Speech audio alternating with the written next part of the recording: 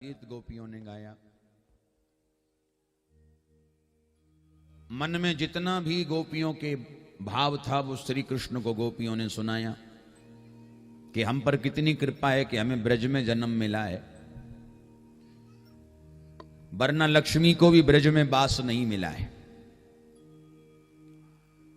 और हमारा आपसे प्रेम हुआ, संयोग होने ही वाला था कि आप वियोग दिखा के चले गए। हमने तो ऐसा सुना है कि तब कथामृतम तप्त जीवनम, आपके कथामृत को कोई पान कर लेता है तो उसके जीवन का ताप संताप सब समाप्त हो जाता है। ये कैसी कथा है आपकी अमृत देने वाली कि अभी अभी संयोग होने को था, आप वियोग दिखा के चले गए। तो हमें लगता कथा अमृत देने वाली नहीं, विष देने वाली। गोपियां कह रही, आप कहते हो कि सर्वधर्मान परित्यज्य मामेकम शरणम ब्रज, हमारी शरण में आओ। गीता में भगवान ने अर्जुन को कहा है सर्वधर्मान परित्यज्य मामेकम शरणम ब्रज, मेरी शरण में आओ, मेरी शरण में आओ। और जब कोई सर्वस्व त्याग के आपकी शरण में आ गया तो आप उसे ही छोड़ के किनारा कर गए। आपके लिए पति सुतान वय भ्रार्ति बांधवान नति विलंघ्यते त्यच्युतागत, आपके लिए पति परिवार बच्चे संसार सब कुछ त्याग दिया प्यारे। वो आपकी शरण में आई तो आप हमें ही त्याग के चले गए। अब ये बताओ हम जाएं कहां? इतना रोई गोपियां, इतने आंसू बहाए, लेकिन गोपियों के आंसू संसार के लिए नहीं बहे हैं, गोपियों के आंसू तो ठाकुर जी के लिए बहे हैं। बोलो राधे राधे। आंसू संसार के लिए बहाओगे तो ये आंसू आपके दुख बढ़ाएंगे, और यही आंसू जब भगवान के लिए बहेंगे तो भगवान किसी न किसी रूप में उन आंसुओं को पहुंचने जरूर आएंगे, वो कृपा जरूर करते हैं। अच्छा, भगवान हमारे साथ हर समय है, अनुभव भी कराते हैं भगवान। कई बार वो अनुभव उन्हीं को होता है जिन्हें भरोसा है भगवान पे। नास्तिकों के ऊपर कोई असर है ही नहीं, जो नास्तिक है उन पे क्या फर्क पड़ता है। पर जो आस्थावान व्यक्ति है, जो आस्तिक लोग हैं, उन्हें ये एहसास रहता है कि भगवान हमारे पल पल साथ हैं। जैसे कई बार गाड़ी हम चला रहे हैं और कई बार गाड़ी चलाते चलाते एकदम गाड़ी बची, एक्सीडेंट होने से बची, बचते ही मुंह से क्या निकलता, हमारे ठाकुर जी आज आपकी बड़ी कृपा, नहीं तो गाड़ी ठुक जाती। आपकी कृपा रही, ठाकुर जी ने अनुभव करा दिया, बेटा हम तेरे संग हैं, बस मानते रहना। बोलो राधे राधे। भगवान अपने होने का अनुभव आपको पल प्रतिपल क्षण प्रतिक्षण कराते हैं। कोई करने वाला तो हो। हमेशा भगवान संग में है, भरोसा रखो। भगवान पे भरोसा है, सब कुछ है। भरोसा है तो ही मूर्ति में भगवान है, भरोसा नहीं है तो पत्थर है। बोलो राधे राधे। भरोसा से सब कुछ है।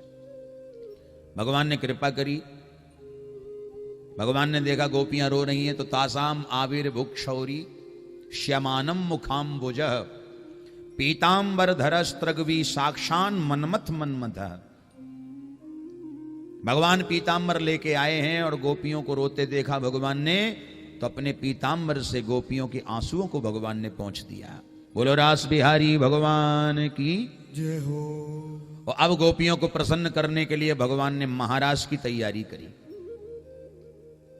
देखो, रास में कृष्ण अकेले होते हैं, गोपियां हजारों संख्या में होती हैं, और महारास में जितनी गोपियां होती हैं उतने ही कृष्ण अलग अलग रूप धारण करके गलवैयां डाल के जोड़ा बना के भगवान नाचते हैं। वो महारास है।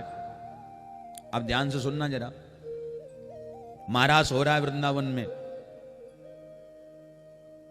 वृंदावन में महारास हो रहा है, और कैलाश के ऊपर भगवान शिव और पार्वती बैठे हैं। और इधर वृंदावन में भगवान ने क्या किया कि महारास जहां हो रहा है वहां दरवाजे पर राधा रानी की दो सखियां हैं, ललिता और विशाखा, इनको खड़ा कर दिया और कह दिया ध्यान रखो कोई भी पुरुष अंदर ना आए, केवल गोपियां आए, स्त्रियां आए, पुरुषों के लिए नो एंट्री, प्रवेश निषेध। महाराज चल रहा था, पार्वती जी को पता चला तो पार्वती जी वृंदावन आने के लिए तैयार होने लगी, बढ़िया श्रृंगार करने लगी, धोती साड़ी बढ़िया पहनी, तैयार होने लगी। तो शंकर जी ने पूछ दिया महादेव बाबा ने कि देवी आज कहां जा रही? इतना सुंदर श्रृंगार करके कहा? तो पार्वती जी बोली वृंदावन जा रही हूं। क्यों, वहां क्या है? अरे बोले वहां हमारे बांके बिहारी गोपियों के संग महाराज कर रहे हैं, तो मैं दर्शन के लिए जा रही हूं। जैसे ही भोलेनाथ ने सुना कि महाराज कर रहे हैं भगवान, सो भोलेनाथ बोले देवी हम भी चलेंगे। पार्वती बोली ना ना ना, आप नहीं जा सकते। क्यों? क्योंकि महाराज में केवल गोपियों का प्रवेश है, पुरुषों का प्रवेश निषेध है। तो भोलेनाथ जिद करने लगे और जिद करते करते भोले बाबा ने कहा एक काम करो कि जैसे तुमने अपना श्रृंगार किया वैसे ही हमारा श्रृंगार करके हमें भी गोपी बना दो। तो पार्वती जी ने बहुत समझाया, लेकिन बाबा नहीं मान रहे हैं। बहुत समझाया, बाबा नहीं माने, और अंत में हार के पार्वती जी ने बाबा का श्रृंगार किया। बढ़िया साड़ी पहना दी, मांग भर दी, बिंदिया लगा दी, घुंघटा कर दिया। ये सुहाग के चिन्ह होते हैं। माताओं थोड़ा ध्यान से सुनना, प्रेम से कह दो राधे राधे, ये जोरते बोल लो राधे राधे। ये सुहाग के निशान है। मांग में सिंदूर होना चाहिए, माथे पे बिंदिया हो, पैरों में बिछुआ होने चाहिए। ये निशानी है। गांवों में तो फिर भी दर्शन होता है, माताएं थोड़ा सा परंपरा निभा रही हैं, नियमों को मान रही हैं, बड़ी अच्छी बात है। शहरों में तो मैदान साफ। हाँ सही बात है। आजकल शहरों की हालत इतनी बिगड़ी है, पता ही नहीं लगता कि ये घर की लड़की है या बहू है। आपके समाज में तो फिर भी मर्यादा बहुत है, बहू बेटियों में बहुत मर्यादा है। इधर जाओ बड़े बड़े शहरों में तो मेरा तो पाला पड़ता ही है, आओ महाराज थोड़ा घर में आओ, आपके चरण पड़े, आओ आओ आओ गुरुजी आओ आओ, जाते हैं। अब अभी एक बार की बात, मैं इधर कहीं कथा करने गया था पंजाब साइड में, किसी ने बुलाया, उनके घर गए हम। जैसे ही घर में गए तो पहले पानी का स्वागत, पानी लेके आई लड़की। और लड़की पानी लेके आई, अब मैं आपसे क्या वर्णन करूं, कैसे विचित्र कपड़े उसने पहन रखे थे। उसको ये सभ्यता नहीं कि हमारे घर में कौन आया हुआ है, इन चीजों का तो कोई लेना देना रहा ही नहीं शहरों में। पानी लेके आई, आजकल चलता है ना, क्या बोलते हैं उसको, कौन सा पैंट, जीन्स का पैंट, जीन्स का पैंट।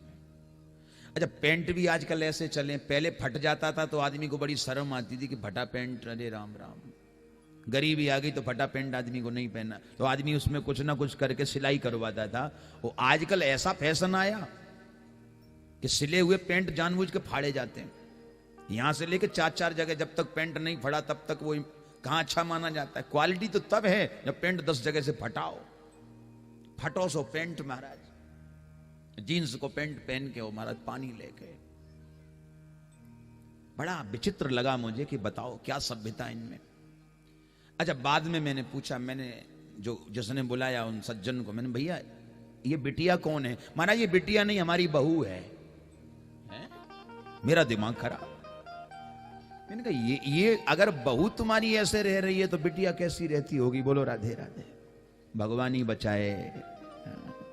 तो ग्रामीण क्षेत्रों में आप लोगों के समाज में बहुत मर्यादा है कि माताएं बहनें मर्यादा का पालन कर रही हैं, और जब तक माताओं आप मर्यादा का पालन करती रहोगी आपका बाल बांका नहीं हो सकता। बोलो राधे राधे। ध्यान रखना, माताओं के बहनों के जीवन में जब तक मर्यादा है तब तक सुरक्षित हैं। घटनाएं शहरों में ही घट रही हैं, कारण आप समझ गए। पहनावा ऐसा हो गया, आचार विचार सब खत्म हो गए, मर्यादा तो बेंच खाई लोगों ने ही नहीं। पर यहां भगवान की बहुत कृपा है, अच्छी बात है। तो मांग में सिंदूर, माथे पे बिंदिया, ये सुहाग की निशानियां होती हैं। इसी से शोभा है बहनों की, नहीं तो क्या है। अब भोलेनाथ का श्रृंगार कर दिया महाराज, बिंदिया लगा दी, घूंघटा डाल दिया, मांग भर दी, और पार्वती जी बोली, सुनो हमारे संग में तो चल रहे हो, पर इतना ध्यान रखना ज्यादा मत बोलना वरना पकड़े जाओगे। भेष छुपा के जा रहे हो, रूप छुपा के जा रहे हो, ज्यादा मत बोलना। भोलेनाथ बोले बोलूंगा ही नहीं। बिल्कुल मौन धारण कर लिया शंकर जी ने। और पार्वती से एक बात कही, एक काम करना, क्या भीड़ भाड़ में हमारा हाथ मत छोड़ देना। अगर तुमने हमारा हाथ छोड़ दिया फिर मैं कहीं का नहीं रहूंगा। पार्वती ने हाथ पकड़ा, लेके चली। जहां महारास हो रहा था तो जैसे ही महाराज में पार्वती जी प्रवेश करने लगी तो ललिता विशाखा ने रोका, रुकिए जरा घूंघट खोलो, देखे तो सही तुम हो कौन। और जैसे ही पार्वती जी का घूंघट खोल के देखा, ओ हो अन्नपूर्णा है, पार्वती हैं, प्रणाम किया, जाइए आप अंदर जा सकती हैं। और जैसे ही मैया पार्वती अंदर जाने लगी तो भोले बाबा भी जल्दी जल्दी में घुसने लगे। जैसे ही जल्दी में घुसे तो ललिता विशाखा ने कहा, रुकिए आप नहीं, सिर्फ आप जाइए। तो पार्वती ने तुरंत हाथ भोलेनाथ का छोड़ दिया, अब आप जानो, आपका काम जाने। पार्वती जी अंदर चली गई और शंकर जी को पसीना आया माथे पे। अब फंसे, अब क्या करें। तो शंकर बाबा ने संभाला अपने आप को। ललिता विशाखा ने पूछा, बहन ये बताओ कि तुम कहां से आई हो। अब भैया चोरी तो पकड़ी जाती है। तो जल्दी जल्दी में बाबा के मुंह से निकल गया कि मैं कैलाश पर्वत से आया हूं।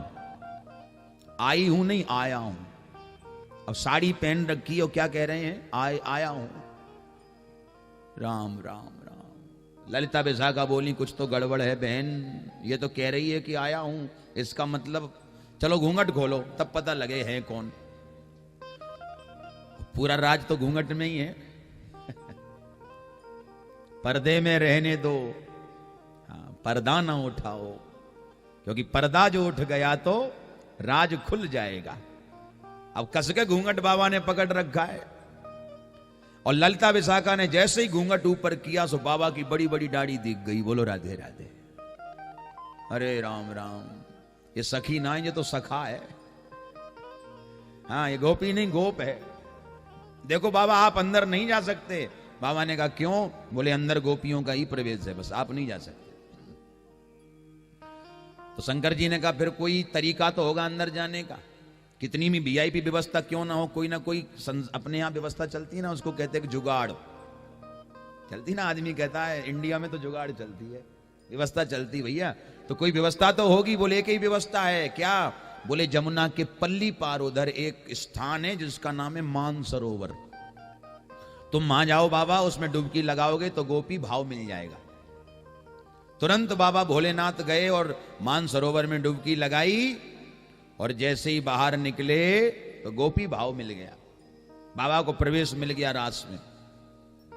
और जैसे ही प्रवेश मिला तो भगवान श्याम सुंदर बांके बिहारी समझ गए कि शंकर जी आए हैं, लेकिन रूप छुपा के आए। ऐसी बांसुरी प्रभु ने बजाई कि शंकर बाबा अपनी सुध बुध भूल गए। और सुध बुध भूल के ऐसा नाचे, ऐसा नाचे कि जो साड़ी पहन के आए थे वो साड़ी खुल के अलग गिर पड़ी। बोलो राधे राधे, थोड़ा जोर से बोल लो। नाचते नाचते साड़ी खुल के अलग गिर पड़ी। अच्छा, वहां पार्वती भी नाच रही थी सखियों के बीच में। तो पार्वती जी की नजर पड़ी, अरे राम राम राम। पार्वती जी की नजर पड़ी कि बताओ कैसी बुढ़ापे में बुद्धि खराब भई है, देखो बगैर साड़ी के नाच रहे हैं। तो पार्वती जी रास मंडल छोड़ के भाज गई कि कोई ये ना कह दे कि देखो तुम्हारे पति कैसे नाच रहे हैं। रास मंडल छोड़ के ही भाज गई। और उसी समय भगवान ने बांसुरी बजाना बंद किया। बलिहारी प्रभु बलिहारी।